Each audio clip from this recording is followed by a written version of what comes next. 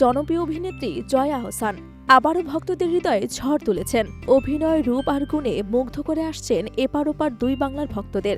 এবার তিনি ধরা দিলেন নীল শাড়িতে মোহনীয় রূপে। শুধু রূপেই নয়, তার নতুন মিউজিক্যাল ফিল্ম বাগান বিলাস নিয়েও শুরু হয়েছে আলোচনা। সম্প্রতি ফেসবুকে শাড়ি পরা কয়েকটি ছবি পোস্ট করে তিনি নতুন করে আলোচনার জন্ম দিয়েছেন। নীল শাড়ি, কালো টিপ আর তার সেই চিরচেনা মিষ্টি হাসি যেন ভক্তদের জন্য এক পরিপূর্ণ উপহার। তার পোস্টের নিচে ভক্তদের প্রতিক্রিয়া ছিল চমকপ্রদ। কেউ লিখেছেন অপূর্ব সুন্দর, আবার কেউ লিখেছেন আপনার অভিনয়ের রূপ আমাদের জন্য অনুপ্রেরণা। এদিকে সোমবার মুক্তি পেয়েছে জয়ার নতুন মিউজিক্যাল ফিল্ম বাগান বিলাস।